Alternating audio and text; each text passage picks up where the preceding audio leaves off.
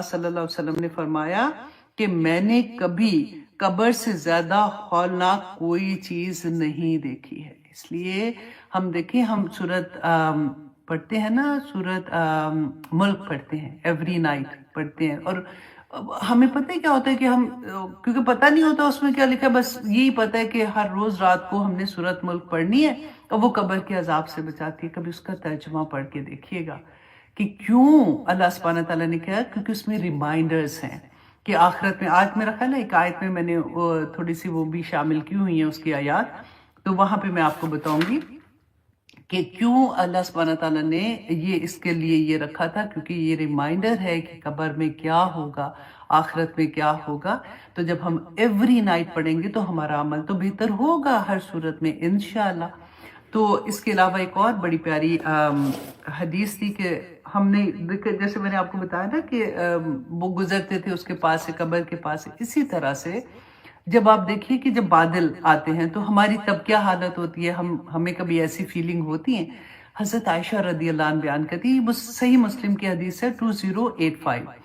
حضرت عائشہ کہتی ہے کہ جب بادل آتے تھے نا تو رسول اللہ صلی اللہ علیہ وسلم ڈر جاتے تھے، اور کبھی وہ اندر جاتے تھے، کبھی باہر آتے تھے، بے چینی نہیں جیسے ہوتی ان کی وہ حالت ہو جاتی تھی. اور جب وہ بارش برسنے شروع ہوتی تھی تو ان کی وہ حالت ختم ہو جاتی تھی، مطلب وہ سکون میں آ جاتے تھے. تو کہتی ہے میں نے پوچھا ان سے کہ ایسا کیوں ہوتا ہے کہ آپ جب بارش ہوتی ہے، بادل آتے ہیں تو آپ گھبرا جاتے ہیں، ڈر جاتے ہیں. تو رسول اللہ صلی اللہ علیہ وسلم نے فرمایا کہ عائشہ، مجھے ڈر لگتا ہے کہ قوم عاد، آپ کو یاد ہے میں نے بتایا تھا نا کہ ان کے اوپر جو عذاب آیا تھا، تو جب بادل دیکھے انہوں نے تو وہ خوش ہو گئے کہ بادل آئے بادل آئے، اور وہی بادل ان کے اوپر عذاب کی طرح نازل ہوئے تھے. تو مجھے ڈر لگتا ہے کہ کہیں ایسا تو نہیں ہے کہ یہ بادل اللہ کی کوئی ناراضگی لے کے آئے ہوں. اور وہ جیسے ہی بادل کو دیکھتے تھے پھر یہ دعا پڑھتے تھے. دیکھیے اللہ سے دعا کرے اللہ سبحانہ تعالیٰ ہمارے عمل بھی ایسے کر دے کہ ہم جو چیز دیکھیں اپنے ارد گرد اس میں سے ہم سبق حاصل کر سکے. اللہ سبحانہ تعالیٰ فرماتے ہیں نا، افلا یتدبرون، تم کیوں نہیں تدبر کرتے، سوچتے کیوں نہیں ہو، ایک ایک چیز کو دیکھ کے تمہیں میں یاد آ جاؤں گا. تو رسول اللہ دعا مانگا کرتے تھے، اللہم انی اسألک خیرہا. اب دیکھیے کہ بادل میں کیا کیا چیزیں تھی کہ اللہ اس بادل میں جو خیر ہے نا میں اس کا تجھ سے سوال کرتا ہوں، وَخَيْرَ مَا فِيهَا، اور اس خیر کا جو اس کے اندر ہے. سب سے پہلے تو اس کی خیر و بھلائی کہ یہ بادل خیر و بھلائی سے ہے، اور جو اس کے اندر ہے اس کی بھلائی کا، وَخَيْرَ مَا أُرْسِلَتْ بِهِ، اور اس خیر کی جس کے ساتھ یہ بھیجا گیا ہے. دیکھیں بادل بھی اللہ سبحانہ تعالیٰ کی نعمتوں میں سے ایک نعمت ہے. آج ہم وہ بھی پڑھیں گے کہ کیسے سایہ اللہ سبحانہ تعالیٰ نے، بادلوں کا سایہ جو ہوتا ہے کیسے ہوتا ہے. تو جو ارسلت بھیجا گیا، جس خیر کے ساتھ اس کی بھلائی مانگتا ہوں. وَأَعُوذُ بِكَ، اے اللہ میں تجھ سے اعوذ بک، میں تجھ سے پناہ مانگتا ہوں، من شرہا، اس بادل کے شر سے، وشر ما فیہا، اور جو اس کے اندر شر ہوگی میں اس سے بھی پناہ مانگتا ہوں، وشر ما ارسلت بھی، اور اس سے جس کے ساتھ یہ اس شر کے ساتھ بھیجا گیا اس سے پناہ مانگتی ہوں. تو دیکھیے ہم نے کبھی ایسے سوچا بادل کو دیکھ کے؟ تو اب عربی نہ بھی آئے کوئی بات نہیں، تو کم از کم نا اس وقت دل میں یہ چیز آ جائے، دعا مانگ لیں، رسول اللہ صلی اللہ علیہ وسلم کی سنت پوری ہو جائے گی. اور انشاءاللہ اللہ سبحانہ تعالیٰ کو پھر ہمارے اوپر پیار بھی آئے گا کہ دیکھو ان کو پھر یاد آ گیا کہ میرے نبی یہ مانگا کرتے تھے بادل کو دیکھ کے، تو میں بھی یہی دعا مانگ رہی ہوں کہ اللہ سبحانہ تعالیٰ یہ بادل خیر و عافیت والا کرنا. آمین ثم آمین. کئی دفعہ ہوتا ہے نا بارش ہوتی ہے، چھتیں جن کی کمزور ہوتی ہیں، چھت گر جاتی ہے، زیادہ بارش ہوتی ہے یا کچھ ایسا ہوتا ہے، تو اللہ سبحانہ تعالیٰ ہر طرح کی عافیت رکھے، ہر طرح کے شر سے بچائے. آمین ثم آمین. اچھا جی، اب آتے ہیں ہم اپنی کلاس کی طرف. سورہ نحل آیت نمبر 81. اب دیکھیے میں نے جیسے آپ کو پہلے بتایا کہ ہم سورہ نحل میں بار بار یہی پڑھ رہے ہیں نا کہ اللہ سبحانہ تعالیٰ نے فرمایا لکم لکم لکم، تمہارے لیے. تو قرآن جو ہے نا وہ کس کے لیے نازل ہوا؟ انسان کے لیے، ٹھیک ہے، اور تو کسی کے لیے نازل نہیں ہوا نا، انسان اور جنات کے لیے ہے. تو اللہ سبحانہ تعالیٰ جب ہمیں مخاطب کرتے ہیں پورے قرآن میں، یا ایھا الذین، یا ایھا الناس، جب دو چیزیں ہوتی ہیں نا، یا ایھا الناس اے لوگوں، تو لوگوں میں سارے آ جاتے ہیں، کافر بھی ہیں، مشرک بھی ہیں، مسلمان بھی ہیں، سب آ جاتے ہیں. لیکن جب اللہ سبحانہ تعالیٰ فرماتے ہیں یا ایھا الذین آمنوا، تو اتنا پیار آتا ہے کہ اللہ سبحانہ تعالیٰ مجھے پکارے ہیں نا. تو پھر وہ آیات ہم دیکھیں. اب دیکھیں وہ اسٹوڈنٹ جن کو ایسا شوق ہوتا ہے نا، ذرا آپ یاد رکھیے گا کہ کیا ہوا قرآن پاک میں یا ایھا الانسان جو ہے نا، وہ 241 ٹائم قرآن، پورے قرآن میں اس روٹ ورڈ سے استعمال ہوا ہے. اب یہ بھی دیکھیے کہ انسان جو ہے، ہم سوچتے نہیں ہے نا، تو ایسے نہیں لگتا. تو میں جب لکھ رہی تھی میں نے سوچا یہ انسان کا لفظ بھی تو اللہ سبحانہ تعالیٰ نے رکھا، کیونکہ آدم علیہ السلام کو جب کریٹ کیا تھا تو اللہ سبحانہ تعالیٰ نے فرشتوں کو کہا کہ میں ایک مخلوق کریٹ کر رہا ہوں، ٹھیک ہے. اور پھر آدم علیہ السلام کا کہا کہ آدم کو سجدہ کرو، پھر ان کو جنت میں بھیج دیا، پھر ہوا کو ان میں سے پیدا کیا. تو اس کے بعد اللہ سبحانہ تعالیٰ نے ان کو دنیا میں بھیجا. تو انسان، اب ہم لوگ جو ہیں، دیکھیے اس کا روٹ ورڈ اگر آپ دیکھتی ہیں نا انسان کا، تو جب اس طرح سے جانتے ہیں نا تو ایسے لگتا ہے کہ میں اپنے بارے میں مجھے پتا چل رہا ہو، اچھا میرا یہ وہ روٹ ورڈ ہے. تو اللہ سبحانہ تعالیٰ نے اگر حمزہ نون سین اون سے، یا نون سین حمزہ نون سین واو، تو دونوں طرح سے آتا ہے. اگر ایک طرف زیادہ تر مفسرین نے یہ کہا، علماء نے اس کا اس طرح سے بتایا کہ اس روٹ ورڈ کے ساتھ انسان کا جو مطلب ہوتا ہے نا، کہ وہ ہوتا ہے بھول جانے والا. اور ہم واقعی بھول جاتے ہیں. اور بھولنا کیسا تھا؟ آپ کو یاد، آدم علیہ السلام کو اللہ سبحانہ تعالیٰ نے جب جنت میں بھیجا تھا تو کیا کہا تھا کہ اس درخت کا پھل نہ کھانا. وہ بھول گئے اور انہوں نے وہ کھا لیا. تو اس وجہ سے ہمارا جو نام ہے نا انسان رکھا گیا. یہ ایک طرح سے اس کی ڈیٹیل آتی ہے. اچھا اب دیکھیں اس میں کتنی رحمت ہے کہ انسان بھول گیا لیکن فوراً توبہ کر لی، اور پھر اس کو نبوت مل گئی، ہے نا. اور جو وہ تھا شیطان تھا، اس نے غلط کام کیا، اللہ کی بات نہیں مانی، پھر توبہ بھی نہیں کی ہے. بات صرف اتنی سی سمجھ آنے والی ہے کہ ہمارا روٹ ورڈ جو ہے، ہم غلطیاں کریں گے لیکن فوراً اللہ کی طرف پلٹیں گے تو اللہ سبحانہ تعالیٰ ہمیں کوئی نہ کوئی درجہ تو عطا کریں گے نا. ہم وہ تو نہیں بول رہے، اب تو نبوت ہے نہیں ہے، نبی آنے نہیں ہے، اب تو بس اللہ سبحانہ تعالیٰ انشاءاللہ ہمارے درجات بلند کریں گے. اچھا دوسرا اس کا روٹ ورڈ سے آتا ہے نا، جو اس میں آتا ہے انس، محبت. جیسے انسان کو ضرورت ہوتی ہے کہ وہ ایک دوسرے کے ساتھ انس کے ساتھ، محبت کے ساتھ رہے، اس کو ضرورت پڑتی ہے اس بات کی. تو اس لیے اس کے روٹ ورڈ میں ایک انس کا بھی جذبہ پایا جاتا ہے. تو آج آپ نے اپنے آپ کو بھی پہچان لیا ہے نا. تو یہ قرآن پاک میں 241 ٹائم آیا ہے، اور جو آیات ہے نا وہ 225 ہے. اور اگر ہم دیکھیں یا ایھا الذین آمنو، اے لوگو جو ایمان لائے ہو، تو یہ قرآن پاک میں 879.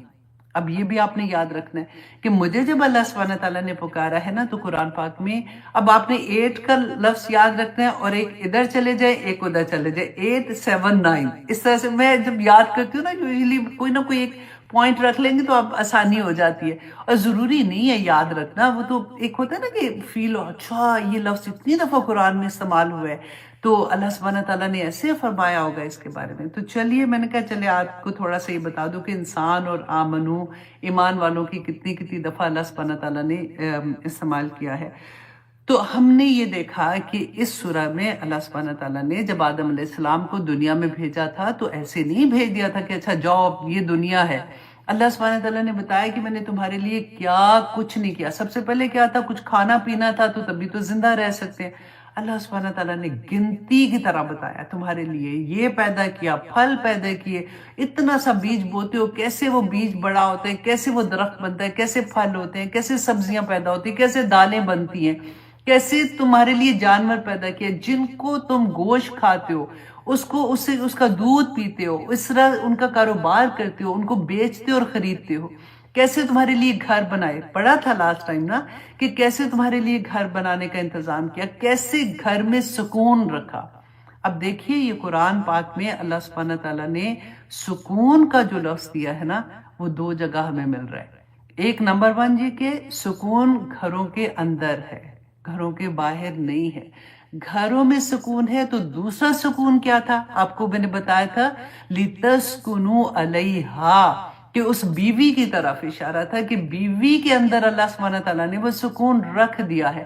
تو دونوں اینگل سے ہم اس کو دیکھتے ہیں کہ ایک طرف تو وہ عورت سکون ہے، اب ہسبینڈ کو چاہیے کہ وہ اپنی سکون والی جگہ کو خوش رکھے، اس کو زیادہ زیادہ گفٹ دے، اس کا اللہ اکبر. اچھا، لیکن دوسری طرف عورت پہ بہت بڑی ذمہ داری ہو جاتی ہے کہ عورت کو اللہ سبحانہ تعالیٰ نے سکون کا ذریعہ بنایا ہے اس گھر کے لیے. گھر میں بے سکونی نہیں ہونی چاہیے، یہ اس کی ذمہ داری آ جاتی ہے کہ وہ اپنے خاوند کے لیے سکون کا باعث بنے. ٹھیک ہے، وہ تو میں پہلا مذاق کر رہی تھی کہ وہ اپنے خاوند کے لیے اپنے گھر میں سکون کا باعث بنے گی. اور جس گھر میں ہسبینڈ اینڈ وائف کی ہارمنی ہوتی ہے نا، محبت ہوتی ہے، اس گھر کے بچے بھی ڈفرینٹ طرح کے ہوتے ہیں، پتہ چل جاتا ہے. اور جس گھر میں آدمی اپنی بیوی کو تنگ کرنے والے ہوتے ہیں، ذلیل کرنے والے ہوتے ہیں نا، اس گھر کے بچے بھی ڈفرینٹ ہوتے ہیں. اس آدمی کو یہ بیچارے کو پتہ ہی نہیں ہوتا کہ لیٹر آن کچھ سالوں کے بعد وہ کس حالت میں ہوگا. کیونکہ آخر میں پتہ ہے کیا ہوتا ہے کہ میں اب اپنے آپ کو دیکھتی ہوں نا، جیسے ہم بڑے ہو جاتے ہیں تو بعض آدمی ہوتے ہیں جن کو عادت ہوتی ہے کہ ماؤں کو کے پیچھے لگ کے، اللہ نہ کرے سب مائیں ایسی نہیں ہوتی ہیں کہ وہ اپنا گھر میں یہ لڑائیاں جب ہو رہی ہوتی ہیں تو نندے سسرال یہ والا معاملہ ہوتا ہے، تو وہ بیلنس نہیں کر پاتے ہیں. اینڈ آف دا ڈے کیا ہوتا ہے، مائیں بھی چلی جاتی ہیں، باپ بھی چلے جاتے ہیں، آخر میں بچے جو ہوتے ہیں وہ بڑے ہو جاتے ہیں، وہ اپنے اپنے گھروں میں بھاگ جاتے ہیں. اور ایسے گھروں میں جہاں پہ لڑائیاں ہوں، بچے ویسے ہی بھاگنے شروع ہو جاتے ہیں. وہ تبھی تک ٹکتے ہیں جب تک ان کو ضرورت ہوتی ہے، ان کے پاس پیسے نہیں ہوتے. اور جب وہ بھی چلے جاتے ہیں تو آخر میں ایک بیوی بچتی ہے جس کے ساتھ ان کو رہنا پڑتا ہے، اور جو خدمت بیسیکلی اس وقت کر رہی ہوتی ہے تو اس وقت ان کو پھر کوئی اور نہیں ملتا. تو پھر بڑے ذلیل ہوتے ہیں ایسے والے. پھر بیویاں بھی نہیں خیال رکھتی ہیں نا، تو اس لیے آدمیوں کو چاہیے کہ اپنی وہ سکون جہاں پہ اللہ نے رکھا ان کی بے انتہا عزت کرے. اچھا جی، لیکن دونوں طرح سے. چلیں اب اپنی کلاس کا آغاز کرتے ہیں. اللہ اکبر. میرے ہسبینڈ کبھی کبھی ایسا سن لیتے ہیں نا کوئی لیکچر، تو پھر وہ کہتے ہیں یہ کیا مطلب ہے، تم اپنے بارے میں ہی بولتے رہتے ہو کہ عورتیں یہ عورتیں وہ. تو میں کہتی ہوں اس لیے کہ عورتیں زیادہ سن رہی ہیں میرا پروگرام، تو ہم آپس میں خوش ہوتے رہتے ہیں، تو آپ کا کیا جاتا ہے اس میں. اچھا جی، آیت نمبر 81 اللہ سبحانہ تعالیٰ فرماتے ہیں وَاللَّهُ جَعَلَ لَكُم مِّمَّا خَلَقَ ظِلَالًا. دیکھیں وہ آ گیا نا کہ اللہ سبحانہ تعالیٰ فرماتے ہیں. اب ایک دفعہ اور یاد کرا دوں آپ کو، اللہ کا لفظ قرآن میں کتنی دفعہ آیا ہے، یہ آپ نے اب رٹا لگانا ہے اس بات کو. آپ کو میں نے 19 کا لفظ دیا تھا نا، 19 اور اس کو ریورس کرنا ہے 19 اور پھر 9 اور 1.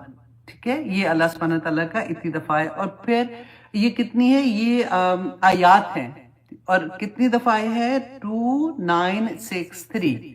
تو جب 19 کا لفظ آتا ہے نا ذہن میں تو اس کو یاد کرتے ہیں. اچھا 1991 ٹائم آیا، تو پھر 2000 کا مائنڈ میں آتا ہے، اچھا یہ تو 2000 کے قریب قریب ہے. تو پھر آپ 2 کو یاد کریں گے نا تو پھر پچھلا 9 یاد رکھنا، پھر 63 یاد رکھ لینا. تو اچھا جی، اللہم کا لفظ ہے 5 آیات میں اور 5 ہی دفعہ آیا ہے. اور الہ کا لفظ جو ہے وہ 147 ٹائم آیا ہے. یہ مجھے بڑا مزہ آتا ہے جب میں ایسے پڑھ رہی ہوتی ہوں، اچھا اتنی دفعہ قرآن میں آیا ہے. دیکھیے دعا کتنی امپورٹنٹ ہے. اب ہمارے بچوں کے پاس آپ دیکھیں آج کل کی دنیا میں ان کے پاس وقت بھی نہیں ہے اتنا، اور کئی دفعہ تو میں یہ سوچتی ہوں ماؤں کے پاس بھی وقت کوئی نہیں رہا، تو وہ بھی کام میں اور زندگی میں اتنی مصروف ہے. لیکن ضرور وقت نکالیں اپنے بچوں کے لیے، دعاؤں کا ذخیرہ چھوڑ کے جائیں کہ ہمارے جانے کے بعد اللہ نہ کرے جب ان کی زندگی میں مشکل آئے گی، کیونکہ آتی تو ہے ہی ہے زندگی ہے، تو مشکلیں آنی ہے، تو پھر ہماری دعائیں اس وقت ان کے آگے آ جائیں. آمین ثم آمین. اچھا جی، اس کے علاوہ آپ لوگوں کو سب کو نئے سال کی بھی بہت بہت مبارک ہو. اللہ سبحانہ تعالیٰ یہ سال ہم سب کے لیے رحمتوں برکتوں والا رکھے. آمین ثم آمین. جہاں پہ محرم کی بات ہوتی ہے، آف کورس جو امام حسین کی شہادت کا وقت ہمیں یاد آتا ہے، اور اس سے ہمیں کیا سبق ملتا ہے. دیکھیں ہم ہر سال یاد کرتے ہیں اور بڑی تکلیف بھی ہوتی ہے، وہ سارا واقعہ ہمارے ان دنوں میں ہم بار بار پڑھتے ہیں، دیکھتے بھی ہیں، سنتے بھی ہیں. لیکن اس سے ہمیں سبق کیا ملتا ہے کہ ہم باطل کے آگے نہ جھکے. یہ حق و باطل کی لڑائی تھی، ہمیں یہ پتہ ہونا چاہیے. لیکن کوئی بھی واقعہ جو قرآن میں بھی ہم پڑھتے ہیں، اللہ سبحانہ تعالیٰ نے کیا فرمایا کہ ہم واقعات کیوں بیان کرتے ہیں، تاکہ تم اس کو سمجھو، تاکہ تم عمل کرنے والے بن جاؤ. ابھی تو ہمارے پاس زندگی ہے نا، تو حق و باطل ہماری زندگی میں جب ہم صبح سو کے اٹھتے ہیں اور رات تک ہر لمحے ہمیں کوئی نہ کوئی فیصلہ لینا پڑتا ہے.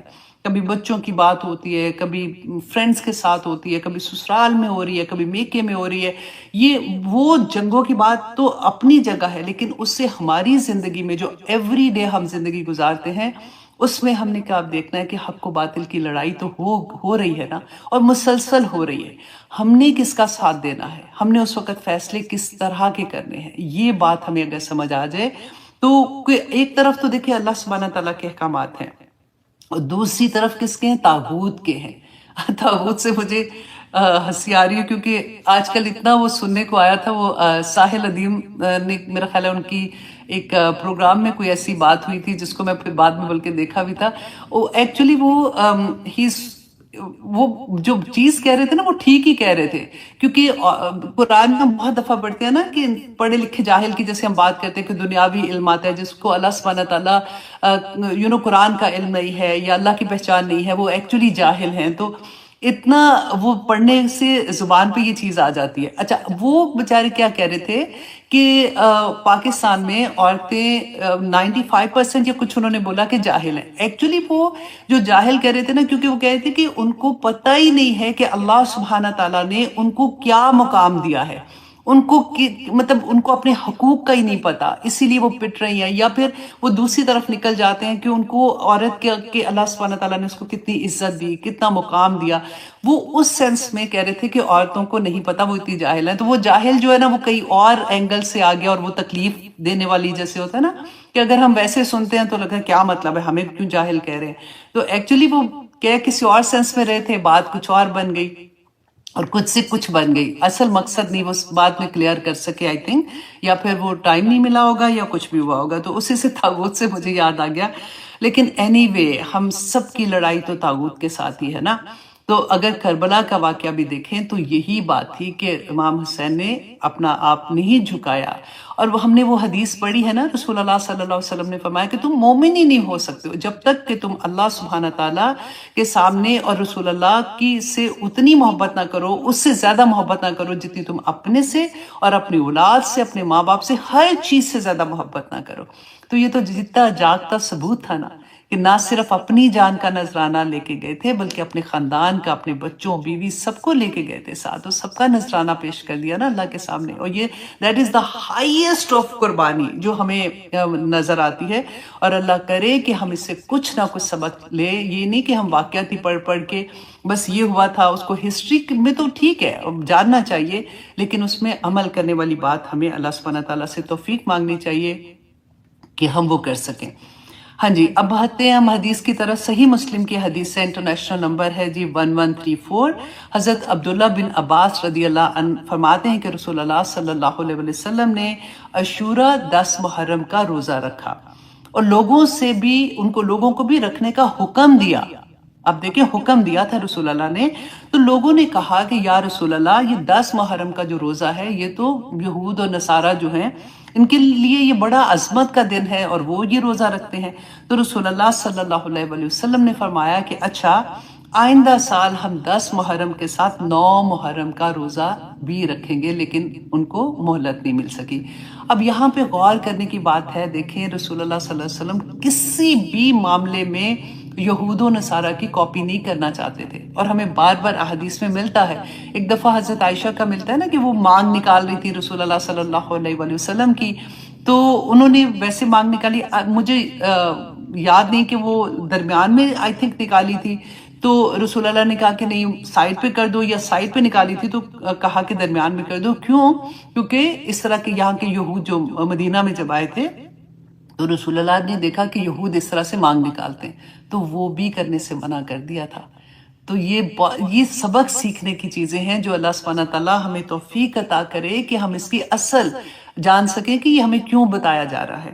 اچھا، اب رسول اللہ صلی اللہ علیہ وسلم جب مدینہ میں تشریف لائے تو یہود 10 محرم کا روزہ رکھتے تھے. وجہ پوچھی تو بتایا کہ اس دن حضرت موسیٰ علیہ السلام کو اللہ سبحانہ تعالیٰ نے فرعون سے نجات دی تھی، اور شکرانے کے طور پہ ہم یہ روزہ رکھتے ہیں. تو رسول اللہ صلی اللہ علیہ وسلم نے فرمایا کہ یہود کی نسبت ہماری جو موسیٰ علیہ السلام سے ہے وہ زیادہ ہے، ہم موسیٰ علیہ السلام کے زیادہ قریب ہیں، اور مسلمانوں کو 10 محرم کا روزہ رکھنے کا حکم دیا. مگر جب رمضان کے روزے فرض ہو گئے تو رسول اللہ صلی اللہ علیہ وسلم نے فرمایا کہ اب جو چاہے روزہ رکھے اور جو چاہے نہ رکھے، کیونکہ فضیلت تو ہے، ثواب تو ملے گا۔ آپ دیکھیں فرض کی بات نہیں ہو رہی نا، یہ تو نفلی روزے پھر ہو جاتے ہیں۔ نفل جو ہے وہ ہمیشہ زائد ہے، نہ اگر کرو تو گناہ نہیں ملے گا، لیکن اگر آپ کرتے ہو تو بے شمار اس کا اجر ہے۔ تو آپ اس لحاظ سے آپ دیکھیے کہ رسول اللہ نے فرمایا تھا کہ جو نہ رکھے، مطلب جو لگتا ہے کہ کئی لوگوں کو بہت مشکل لگتا ہے لیکن پھر بھی رکھ لینا چاہیے۔ اچھا، مسلم کی ایک اور حدیث میں آتا ہے کہ حضرت ابو قتادہ رضی اللہ عنہ فرماتے ہیں کہ رسول اللہ صلی اللہ علیہ وسلم نے فرمایا کہ میں اللہ سے امید رکھتا ہوں کہ یوم عرفہ کے روزے کے بدلے میں اللہ سبحانہ تعالیٰ ایک پچھلے سال کے اور آنے والے سال کے گناہ معاف کر دیں گے۔ اور یوم عاشورہ 10 محرم کے روزے کے بارے میں رسول اللہ صلی اللہ علیہ وسلم نے فرمایا کہ میں امید کرتا ہوں کہ 10 محرم کے روزے کے بدلے میں اللہ سبحانہ تعالیٰ گزشتہ سال کے گناہ معاف کر دیں گے۔ تو دیکھیے یہ کتنی بڑی فضیلت ہے۔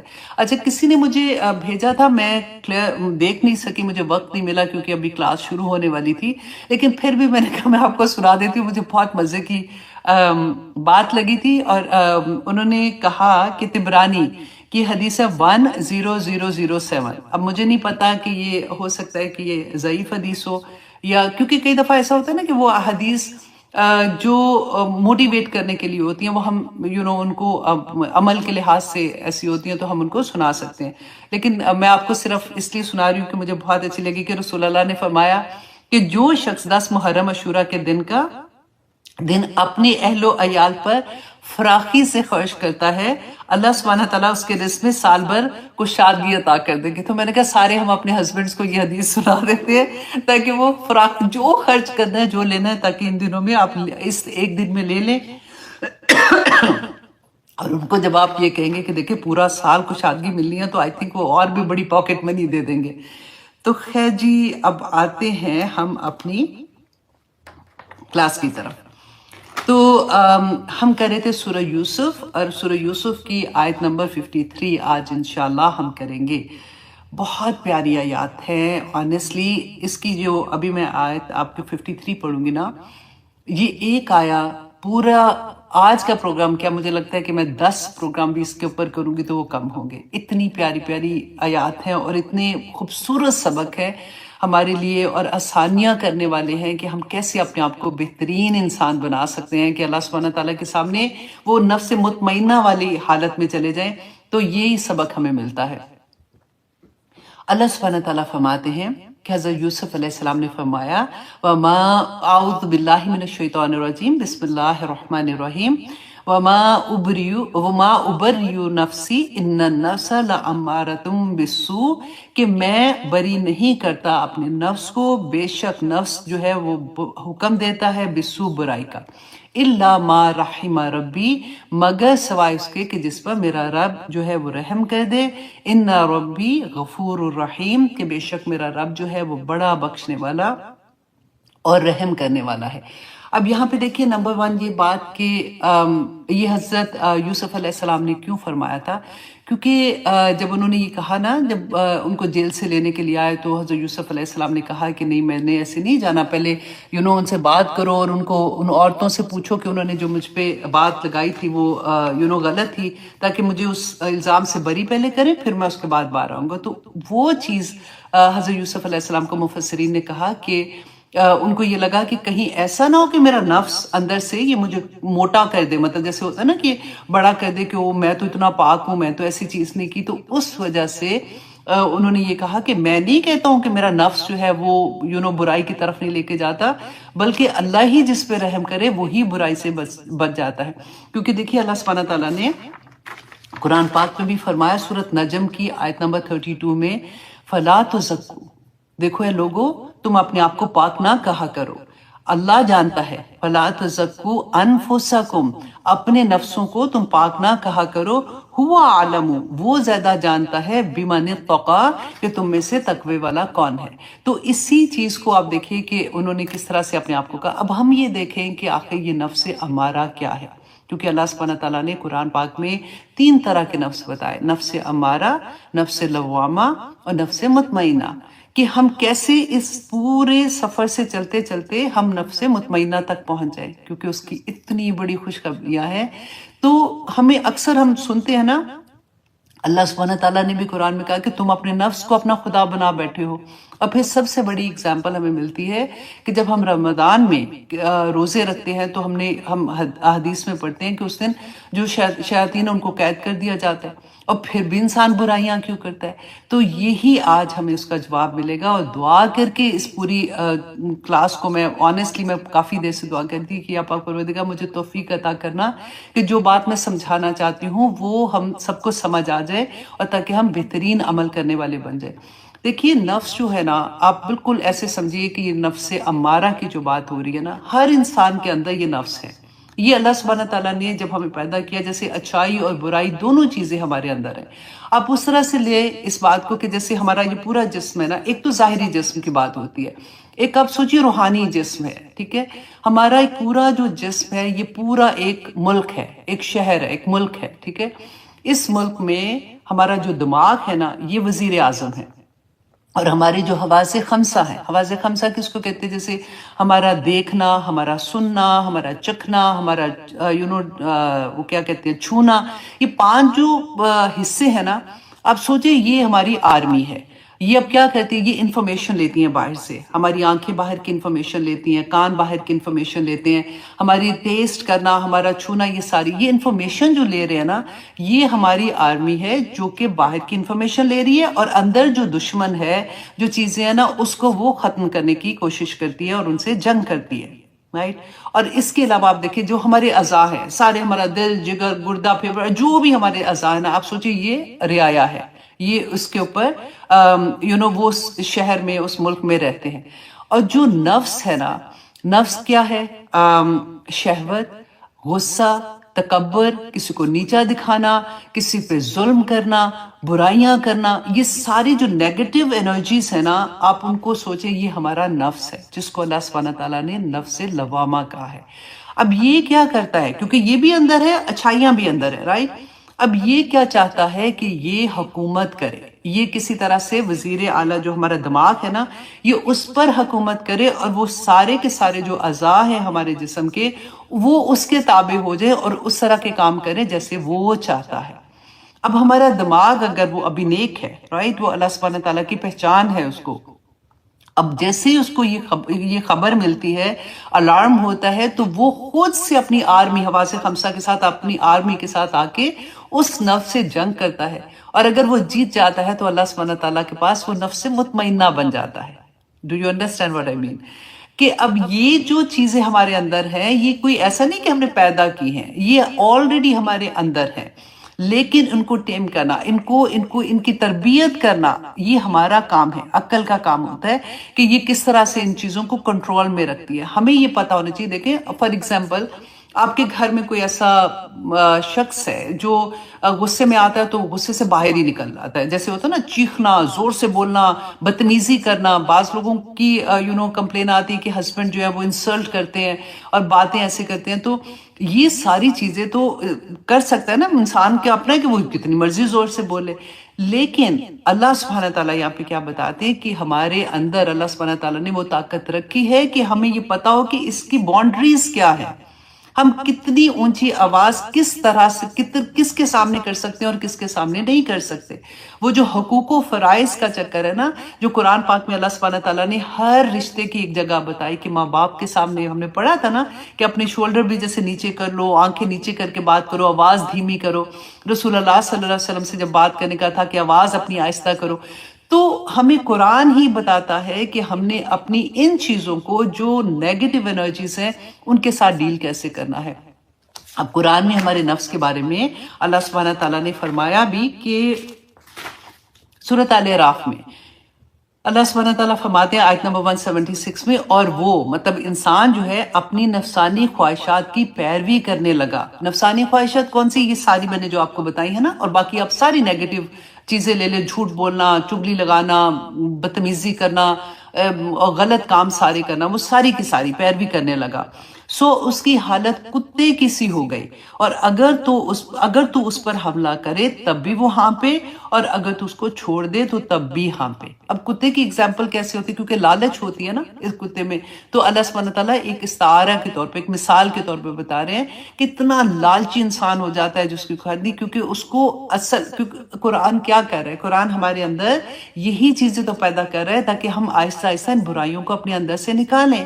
اللہ سبحانہ تعالیٰ نے سورہ جاسیہ میں فرمایا، آیت نمبر 23 میں، اے نبی صلی اللہ علیہ وسلم، کیا آپ نے اس شخص کی حالت دیکھی ہے جس نے اپنا خدا اپنی خواہش نفس کو بنا رکھا ہے، اور اللہ سبحانہ تعالیٰ نے اس کو باوجود سمجھ بوجھ کے گمراہ کر دیا، گمراہی میں ڈال دیا۔ اللہ اکبر۔ دیکھیں ہمیں نظر آتے ہیں نا، ہم کہتے ہیں یہ تو اتنے قابل ہیں، یہ تو انجینئر اتنا بڑا ڈاکٹر، اس کالج سے ییل سے پڑھا ہوا، فلانا ادھر سے پڑھا ہوا، اتنے قابل ہیں، لیکن اگر ان کو اللہ کی پہچان نہیں ہے، اگر ان کو نہیں پتا کہ میرے رب نے کیا فرمایا ہے، تو وہ جاہل ہی ہے۔